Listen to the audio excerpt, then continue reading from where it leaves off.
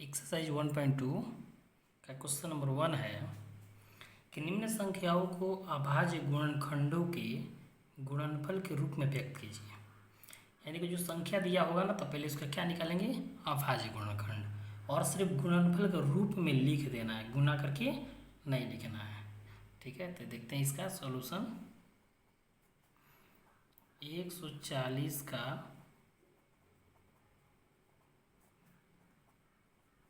अभाज्य गुणनखंड, तो 140 का जब अभाज्य गुणनखंड निकालेंगे ना, तो 140 हो गया। ऐसे स्टार्ट, सबसे छोटी अभाज्य संख्या कौन होती है, 2। तो 2 से कटाना शुरू करेंगे। 2 से 2 सतह 14, 70 बार में। फिर 2 से कटाएंगे तो ये हो जाएगा 35 बार में। ये अब 2 से ना कटेगा ना, तो किससे कटाएंगे, 5 से। 5 सतह 35, 7 बार में। फिर ये 7 से 1 आ गया ना, तो ये हमारा इसका ये 2 2 5 7 ये क्या हो गया, इस 140 का गुणनखंड हो गया, माने इसे ही कट रहा है। तो अब लिखेंगे गुणनफल के रूप में। तो जो गुणनफल के रूप में लिखना, तो कैसे लिखेंगे, 2 गुने ये वाला, फिर 2 गुने, फिर 5 गुने, फिर कितना, 7। लेकिन यहाँ पे 2 कितनी बार में आया है, 2 कितनी बार आया है, 2 बार। तो इसको घात के रूप में लिख देंगे। 2 का पावर कितना, 2, 5 का पावर 1, 7 का पावर 1। ये आंसर हो गया इसका। क्वेश्चन नंबर 2, 3, 4, 5 को स्वयं करें। यानी कि सभी को क्या करना है, ऐसे अभाज्य गुणनखंड निकाल देना है और गुणनफल के रूप में लिख देना है। क्वेश्चन नंबर 2 है, पूर्णांकों के निम्नलिखित युग्मों के HCF तथा LCM ज्ञात कीजिए तथा इसकी जांच कीजिए कि 2 संख्याओं का गुणनफल बराबर LCM गुने HCF होता है। ठीक है, तो क्वेश्चन नंबर फर्स्ट 2 नंबर का है 26 और 91। तो हम क्या करेंगे ना, सबसे पहले 26 का और 91 का क्या निकालेंगे, अभाज्य गुणनखंड। और अभाज्य गुणनखंड निकाल करके और LCM में से निकालेंगे और उसमें रख करके जांच करेंगे उसका। तो लिखते हैं सॉल्यूशन इसका है अभाज्य गुणनखंड किसका, 26 का भी और 91 का भी। तो 26 का 2 से कटाएंगे तो कितना बार में कट जाएगा, 13। फिर 13 से कटाएंगे तो कितना हो जाएगा, 1। इसको 7 से कटाएंगे तो कितना हो जाएगा, 13। फिर 13 से कटाएंगे तो कितना हो गया, 1। तो अब ये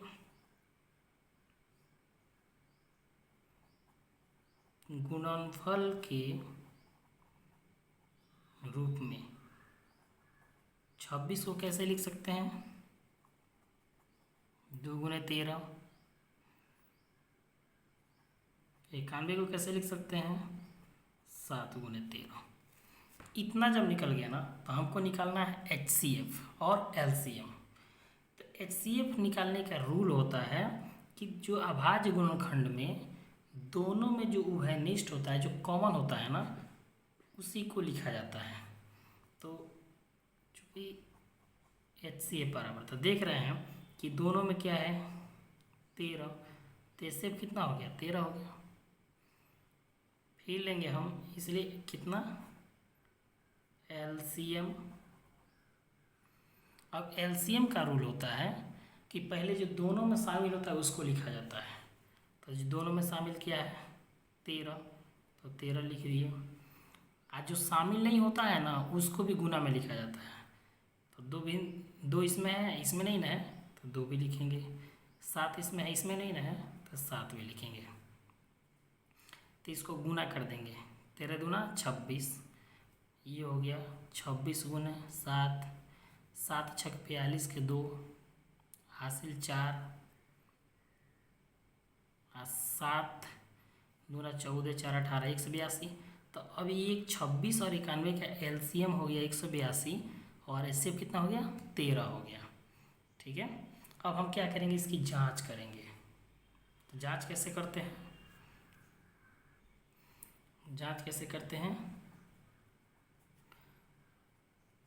दो संख्याओं का गुणनफल बराबर एलसीएम गुने एचसीएफ होता है ना। तो दो संख्या कौन है, 26 और 91। तो 26 और 91 यहाँ लिख देंगे। गुणनफल का मतलब गुना। एलसीएम कितना आया है 182। एचसीएफ कितना आया है 13। अब दोनों को क्या करेंगे, गुना कर देंगे। ठीक है, तो जब गुना करेंगे तो कितना आएगा, 23 66 इसका भी आएगा और 23 66 इसका भी आएगा। तो लिखेंगे क्या चीज़, जांच हुआ।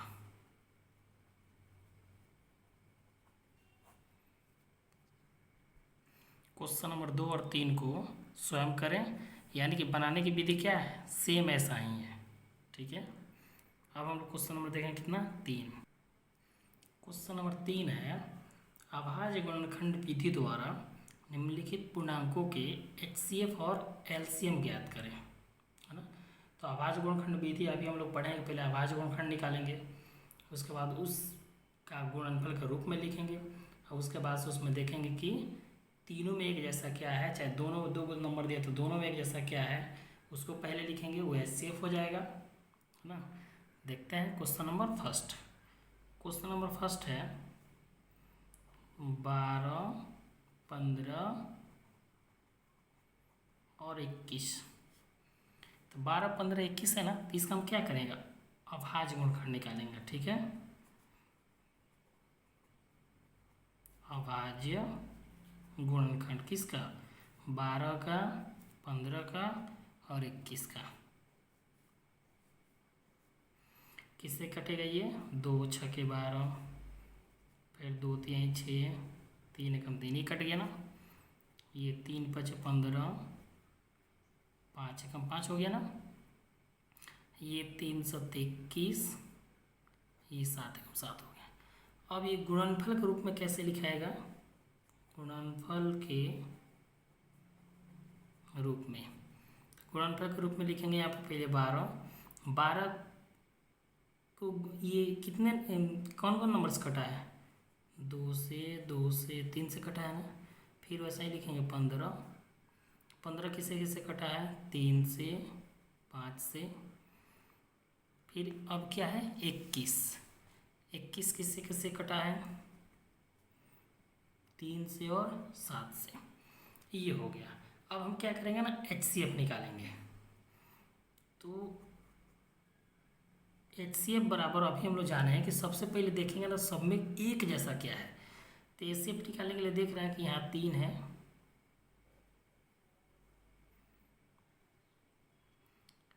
ठीक है, तो ये 3 लिख देंगे। यहाँ 2 है तो इसमें 2 नहीं है, नहीं लिखेंगे।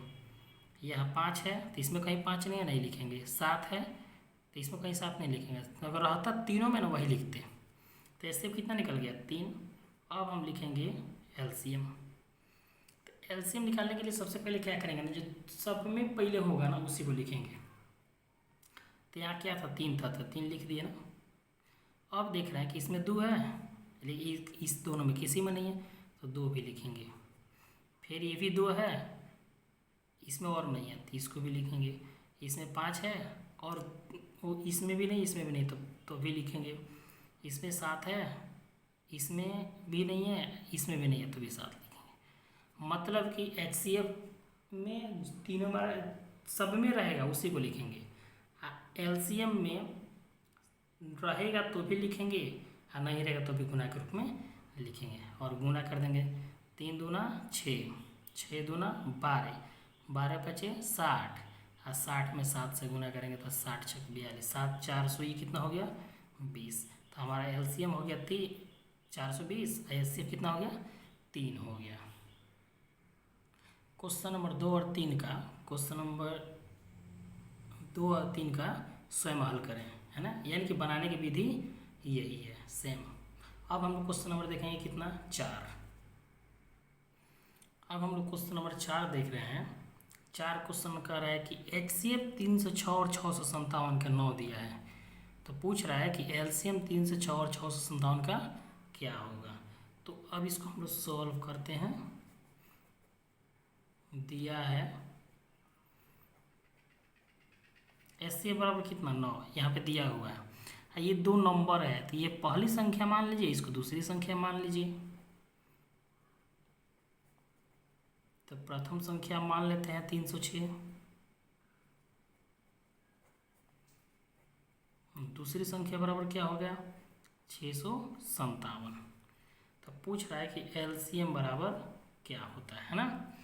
तो अभी हम लोग ऊपर क्वेश्चन नंबर 2 में सूत्र देखे हैं, दो संख्याओं का गुणनफल बराबर क्या होता है HCF गुणे LCM, है ना। तो यहाँ पे हम सूत्र लिख रहे हैं,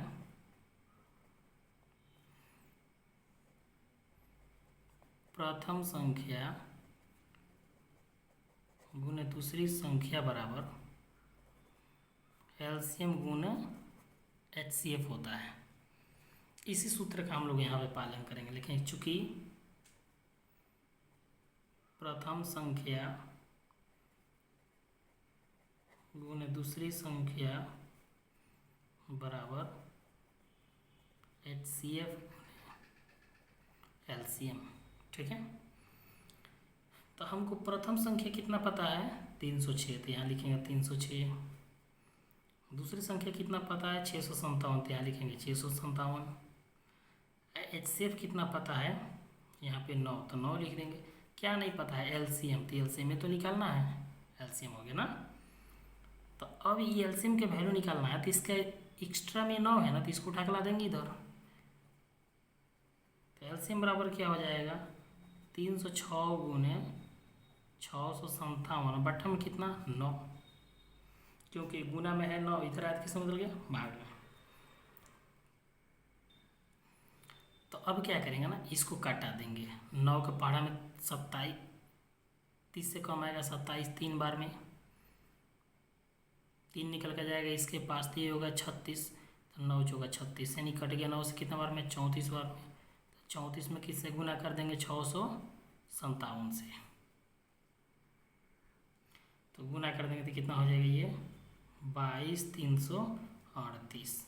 ये हमारा क्या निकल गया LCM निकल गया। LCM बराबर 22,338 हो गया, है ना। ये बहुत इंपॉर्टेंट फॉर्मूला है। इसी फॉर्मूला के माध्यम से हम लोग दूसरे भी प्रश्न को सॉल्व कर सकते हैं। जैसे कि प्रथम संख्या दे दिया हो, दूसरी दे दिया हो, LCM दे दिया हो तो HCF निकल जाएगा, है ना। सेम उसी प्रकार से प्रथम संख्या ना दिया हो, दूसरी दिया हो, LCM HCF दिया हो तो इसी नीचे भेज कर कैसे निकाल सकते हैं। क्वेश्चन नंबर 5 है, जांच कीजिए कि क्या किसी प्राकृत संख्या n के लिए संख्या 6 का पावर n अंक 0 पर समाप्त हो सकती है।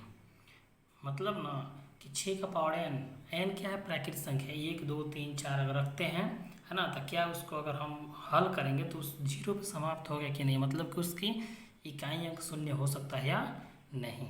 तो इसका हम सॉल्यूशन देखते हैं। क्या दिया है यहाँ पे संख्या 6 का पावर n दिया है ना। तो 6 का पावर n दिया है ना, तो पहले हम यहाँ देख रहे हैं ना ये 6 है ना, इसका हम अभाज्य गुणनखंड निकालेंगे। तो 6 का अभाज्य गुणनखंड को हम लिख सकते हैं कि नहीं, 2 गुने 3 का पावर कितना n, ठीक है। अब हम लोग जानते हैं ना कि 0 पर समाप्त होने के लिए संख्या के अभाज्य गुणनखंड में 2 और 5 होना चाहिए। हम जानते हैं कि 0 पर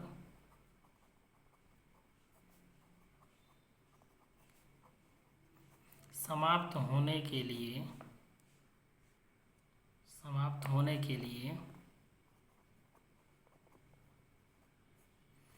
अभाज्य गुणनखंड में 2 और 5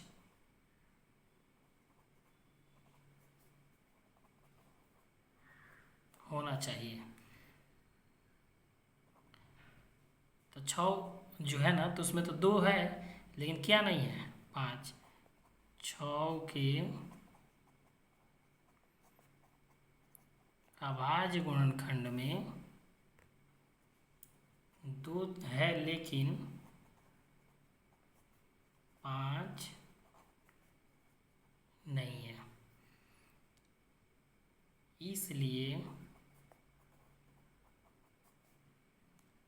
6 का पावर n अंक शून्य पर समाप्त नहीं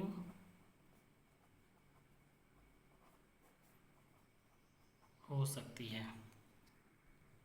यहाँ हम रफ में समझा रहे हैं। 6 का पावर n शून्य पर समाप्त होगी, इसका मतलब हुआ ना कि n क्या है,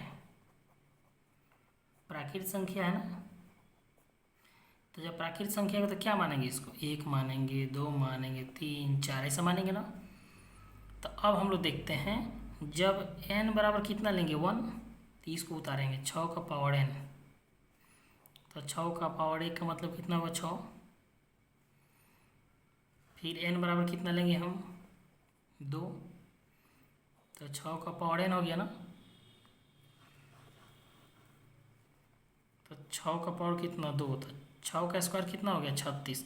तब पूछ रहा है कि यहाँ पे जो नंबर आ रहा है ना, यहाँ पे कितना आना चाहिए, 0 आना चाहिए। किसके अनुसार, प्रश्न के अनुसार। फिर n बराबर कितना लेंगे हम 3, तो 6 का पावर n हो गया ना। तो 6 का पावर 3, 6 गुने 6 गुने 6, 3 बार करेंगे ना, ये कितना हो जाएगा 216। तो यहाँ भी कितना आ गया 6। तो यही पूछ रहा है कि यहाँ पे कितना होना चाहिए, 0 होना चाहिए, है ना, ये क्वेश्चन के अनुसार।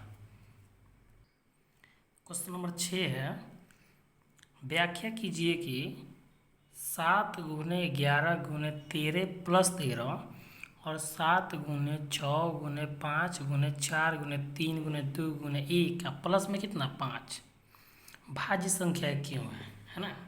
तो सबसे पहले हम जानते हैं भाज्य संख्या क्या है। थोड़ा यहाँ पर रफ में कर दे रहे हैं।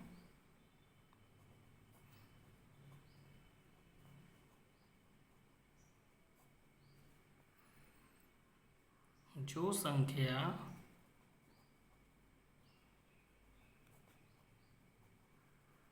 एक के अलावा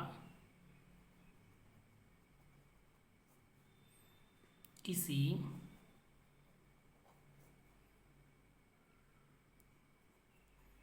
एक दूसरी संख्या से विभाजित हो या कम से कम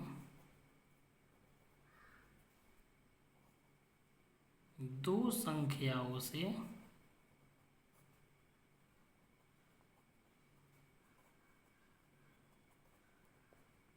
विभाजित हो।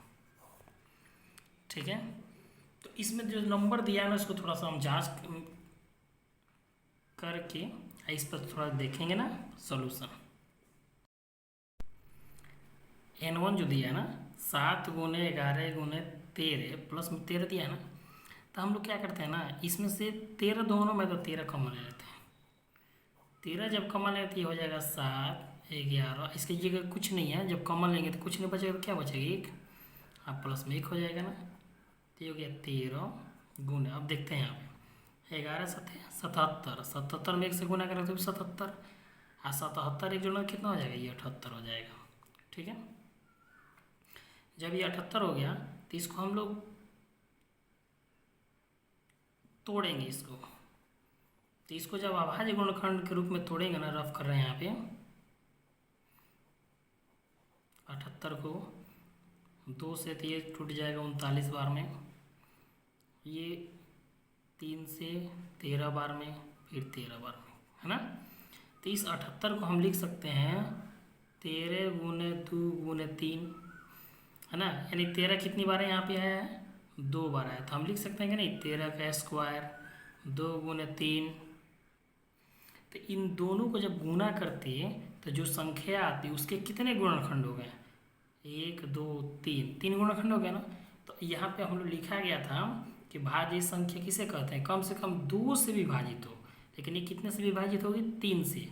इसलिए क्या है, ये 13 गुना 78 एक भाज्य संख्या है। मतलब 7 × 11 × 13 + 13 क्या है, भाज्य संख्या है। फिर अगर हम एक दूसरा मान लेते हैं n2, n2 क्या है, 7 × 6 × 5 × 4 × 3 × 2 × 1 प्लस में कितना 5, 3 में भी देख रहे हैं 5 है, इनमें भी 5 है, 5 कॉमन ले लेते हैं। तो जब 5 कॉमन लेते क्या हो जाएगा, 7 × 6 और यहाँ कुछ नहीं थे, 1 × 4 × 3 × 2 और प्लस में कितना हो जाएगा 1, ये 5 का 5 हो गया ना, ये 5 का 5 हो गया। इस सब को गुना करेंगे ना तो ये आ जाएगा 1008 प्लस कितना 1, तो ये हो जाएगा कितना 5 गुना ये जोड़ेंगे तो कितना हो जाएगा 1000 कितना 9। अब हम लोग को देखने को मिला कि इनसे जो गुना करेंगे ना वो जो संख्याएं होगी वो 2 से ही, 2 कम से कम ये 2 नंबर से विभाजित होगी। कौन कौन सा, 5 से और 1009 से। तो ये क्या हो जाएगी, भाज्य संख्या है। तो इसलिए लिखेंगे, इसलिए n1 तथा n2 दोनों भाज्य संख्या है, क्योंकि इनके गुणनखंड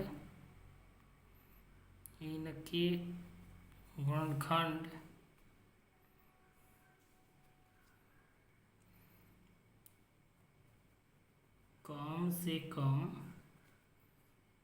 2 है, जिससे ये विभाजित होगी।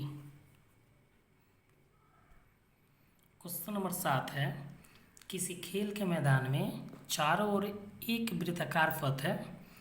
इस मैदान का एक चक्कर लगाने में सोनिया को 18 मिनट लगते हैं, जबकि इसी मैदान को एक चक्कर लगाने में रवि को 12 मिनट लगते हैं। मान लीजिए कि वे दोनों एक ही स्थान और एक ही समय पर चलना प्रारंभ करते हैं, एक ही दिशा में चलते हैं, तो कितने समय बाद पुनः प्रारंभिक स्थान पर वो मिलेंगे, है ना। तो इसका सॉल्यूशन देखते हैं थोड़ा। सोनिया कितना समय लेती है, सोनिया को